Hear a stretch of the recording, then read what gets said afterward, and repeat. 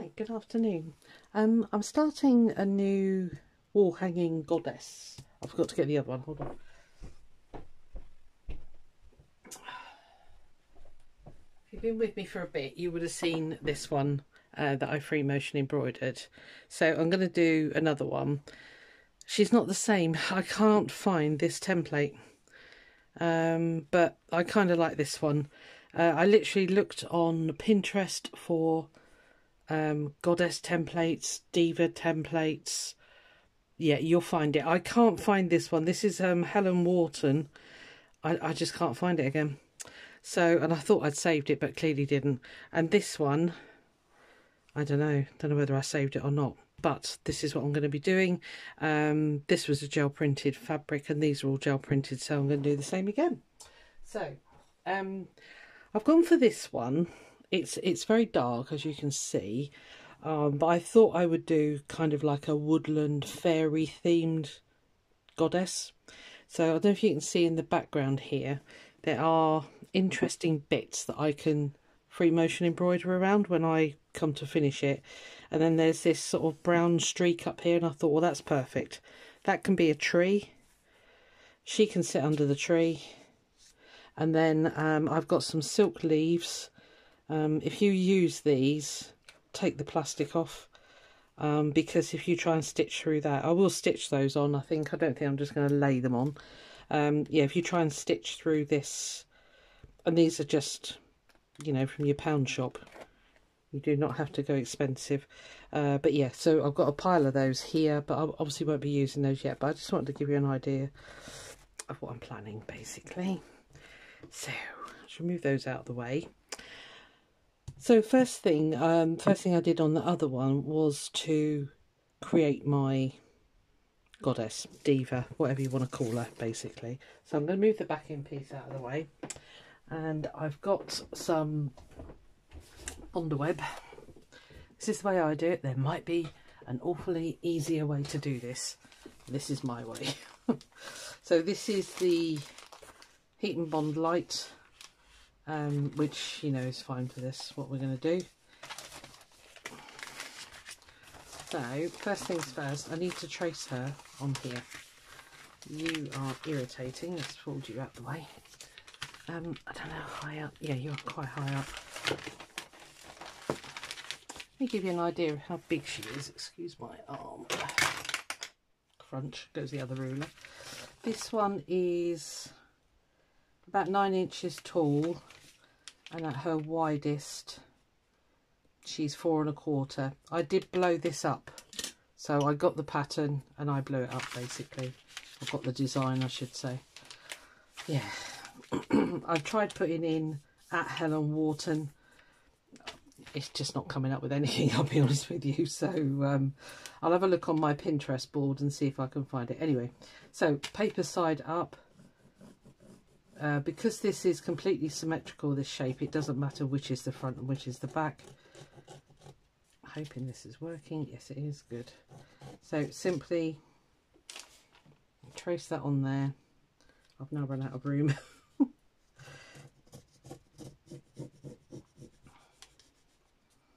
If you're only good at drawing, you know, freehand it, just draw your own.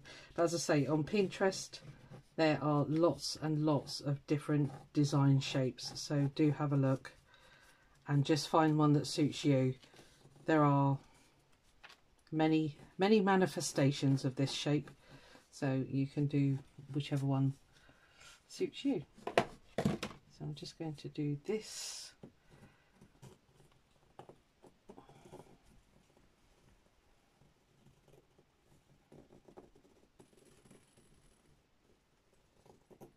I think that's everything. Yep, I have to fudge it a bit down here because I'm off the table, but that's fine. So, not going to make you sit and watch me cut it out, but I'm just going to cut this out. I'll be back when that's done. Right, so I've cut her out. I've put her on my felt ironing board. You don't need to have one of these, just an ironing board. That's all you need. Yeah, because that background is quite dark, I've chosen some, you know, quite bright colours to bring her out. So yeah, now you can do her in one colour. completely up to you. But I liked the effect on, like I did on this one, where I used tiny bits, tiny bits, and then, you know, did layers here. I think that looks really effective. And then what I did when it come to the stitching stage, I did a zigzag through the middle here just to join all the bits to stop them getting raggedy. These were Liberty prints. In fact, yeah, they were all Liberty prints. I had some little scraps. The face I just left, I can't remember what I did with it. I think I just used a brown pen, and then I put her a hat on, basically. So yeah, so that's that. So this is the paper side. So what you need to do, this is why I said if it's a symmetrical shape, that's fine. I'm going to flip it over. I wish she would stop rolling, but she clearly doesn't want to. And then I'm just going to cut little pieces. Sorry, just trying to get rid of that curl. Right. Yeah, so we've got the sticky side up now. I don't know if you can see that. It's quite shiny. And this Bondweb is brilliant. I've not used... I can't remember what it's called. Is it Wonderweb? Oh, sorry, Heat and Bond, sorry. Bondweb. I've not used Bondweb, but I like this Heat and Bond because you get a complete solid layer of glue. I like it anyway. And that's that. So, as I say, you could do it all in one piece. If you do that, I would suggest you get a square the size of your template, and then draw her onto it, and then glue or heat bond the heat and bond to the fabric, and then cut it out, if that makes any sense whatsoever, because otherwise you'll be cutting it twice. Okay, so I'd bond the shape onto the fabric and then just cut it out in one big piece. Because if you've got a piece of fabric that's got like multiple colours, I mean, you know, in theory I could have done her out of this and she would have looked lovely. She would have been all different colours, but I didn't want to do that. But if you do, yeah, just roughly cut her out and then bond her, and then well, no, yeah, just, you know what I mean. Right, okay. I'm just waffling. I've got no idea what I'm talking about. So with the Liberty fabrics, I just did that kind of thing. The iron is ticking away in the corner here, so do excuse that ticking. It gets blooming annoying. Now, I tend to cut pieces that are too big and then I trim it up later, because that way you can kind of choose what image you want. Be mindful that when you come here, you're going to need longer strips, okay? So actually I might put that there. Yeah, and that's it really. I mean, you know, there is nothing else to that. This is a piece of Liberty as well. So I don't know which way this one tears. That way by the looks of it. I seem to remember it doesn't tear very well. Nope.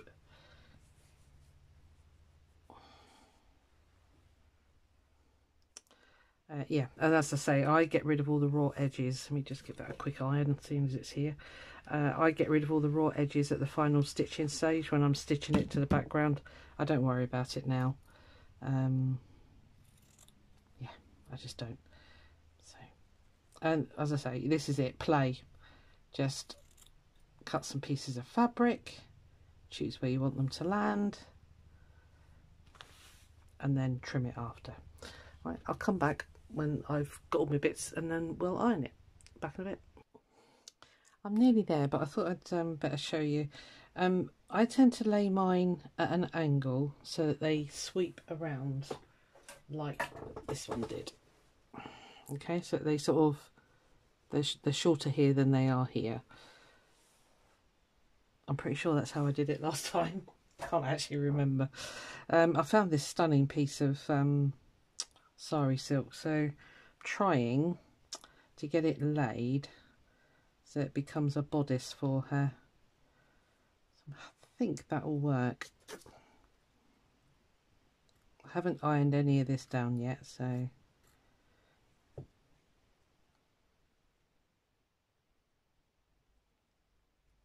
Remember, we trim it at the end, so don't, it does look a hot mess until you do the trimming, so don't panic. So I just cut about here. Sorry, I have to do this really cack-handed, but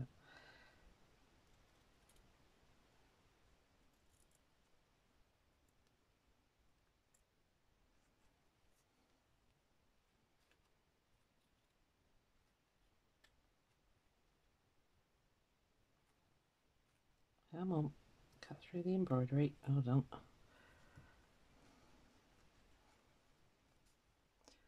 And when you iron these bits will hang off until the final stitching's done, so don't panic about them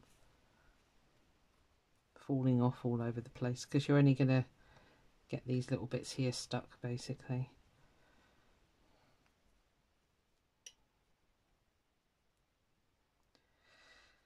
Right, well, I think I'm happy with that. I definitely want to put this down here. I just need a colour for her face now. I'm hoping that's going to look all right. We'll find out in a minute. Could be an absolute dog's dinner. I need one more bit up there, don't I? Could put a piece there, I suppose. That'll be all right. This is a really thin fabric, so I've been trying to get it so that it goes under the thicker ones. Otherwise, you'll see the thicker ones through it. Okay, well, I like it. Can you see the whole thing? Yeah, just. Right, okay, so face colour. I was thinking about this, but I think it's a bit dramatic. A leaf face, but yeah, not sure about that now. So we'll have a rummage. Let's have a look, see if we got, I've got a nice pinky silk. Can we find a bit that's plain? Yes, we can. Right. I'm going to give her a pink face. The other one had a dark face, so this one can have a pink face. I want it to be, as I say, quite light, quite vibrant, and then hopefully she'll be all good. I'm going to put it over there, I think. Okay, so you'll never guess what happens next. We iron. I need a bit of baking parchment. Luckily I have some here. So yeah, as I say, this is something, you know, you find your way of doing it. If you don't like this way, you find your way. That's fine by me. Probably the easiest way to do it is just a whole piece of fabric, basically. That's probably the easiest way. I don't know if it's going to work. It's a piece of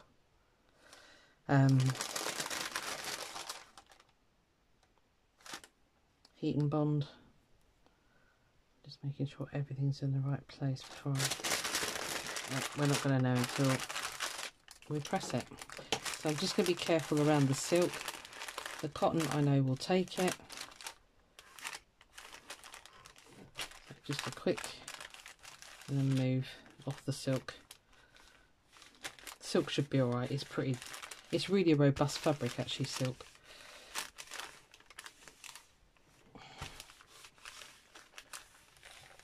That all seems to be ironing on lovely.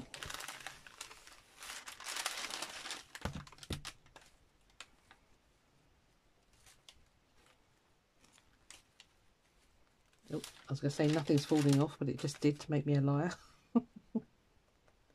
Obviously didn't leave the iron on there long enough.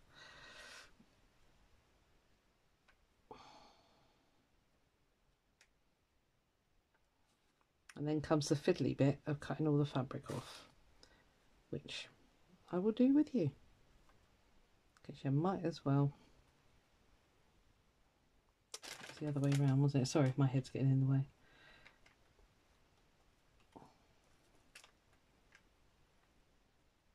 Only needs to tack it. I really want that to come up to her shoulder, like, oh, did that one? No, I missed it. Okay, we'll have to put her a collar on or something. We can always fudge it, okay? I am the queen of fudging. I will teach you.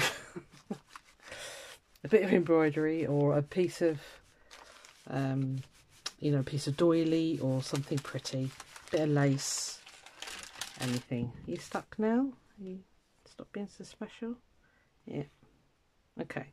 Right, so they're going to be loose here, and that's why I stitched in the end. Okay, so I just need to go round now, cut that out. Yeah, and again, I'm not going to make you watch that. I will do that and come back to you in a minute. Won't be long. Right, I'll cut her out. I'm just going to keep all my bits for now, because when we get round to doing the free motion embroidery, you know, you can just sort of mush that up like that, and it can make a nice flower on you, and it'll all coordinate. So keep your bits for a bit. You can chuck them away later. So here she is. Yeah, she looks a little bit... She's going to need a bit of work, bless her. But that's fine, because that's what we do. Especially the neck area. This hasn't gone brilliantly. I think what I should have done was tuck that under and then lay the fabric over. Hindsight, wonderful thing that it is. But I think what I'm going to do is chop it off there, and we'll put her a collar or something, because I've got a piece of missing fabric there. So as I say, we can fudge. And that silk has pressed down beautifully. That was from an Etsy seller. Can I find her again? No, I need to go through my purchases and then I'll find her, I suppose. Anyway, so there we are. So as you can see, these naturally take on that shape where we've cut them. You be as fussy as you want to be, really. That's fine for me. I'll say it's going to have stitching on top, so... Does that? Yeah, she needs a bit of work. Don't we all? But when she's actually on, you can fiddle around with the stitching. I think that's why I preferred that other template. I'm going to go fishing for that tomorrow. Mind you, it's a work day tomorrow. If I get 5 minutes at work, I'll have a look. And because her head is not as nice a shape as that one. I could shape it. I suppose I could do, actually, couldn't I? Trouble is, though, she's got... I suppose I could come in here and... Yeah, I might put a crown or something on her, just to sort of take the size of her. That's what I'll do, instead of cutting it, because I'll only mess it up, I know I will. Right, so basically that's the first step. I mean, obviously you need to start off with a bit of, I say painted background, doesn't have to be painted. Just coloured, it could just be a piece of fabric, whatever you want it really. I'm going to keep those bits as well. I might keep those. I digress. Yeah, as I say, I needed her to be bright because she needs to stand out on this background. So let me lift you up again, because I brought you down a bit. Yeah, I say she looks nothing at the moment. The other one looked a hot mess until I actually started stitching her down, and I need to even up these bits here, which is fine. I've got plenty of that fabric. I can always bring that in, or actually I could take that bit back to there, which I'm going to do right now. And that's why I don't stitch anything until the very last knock-ins, because you can make simple little alterations like that. I say a nice bit of jewellery around there. She's not quite stuck here, but again, I'm not gonna worry. So to get her to stick on there, obviously you just peel the backing paper off, and then she's all adhered. But she's the last thing that goes on, I'll be honest with you. So from this point, it's a case of working out what you want. As I say, I kind of want to make this into a branchy tree, and I don't know what you're seeing, let me stand up, right. Yeah, so I want to get some branches and things in here coming over her. I don't know whether I want her sitting down there or whether I want her on something like the other one was. I might flatten her bottom bit off basically, but anyway, she's pretty. I like her. I'm really pleased I found that now. Yeah, and as I say, I'm just thinking of just piling up leaves. It's going to be very abstract. It's not going to be realistic at all. But make sure you take these plastic bits off, because your sewing machine will hate you if you don't. but we can free motion embroider those on and put the veins in.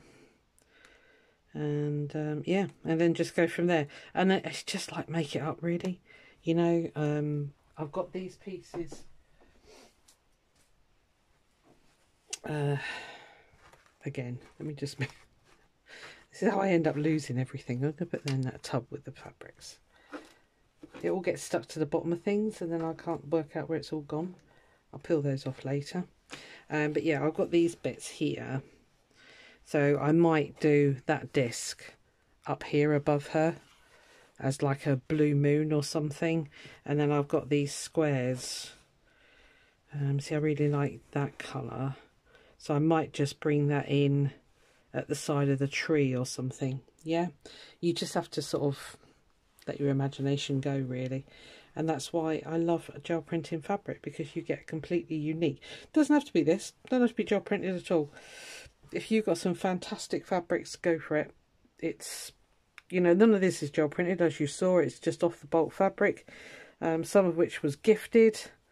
This one in particular, can't remember, I think it was you, Connie, that gave me that. I can't remember now, but anyway, yeah, so that's part one.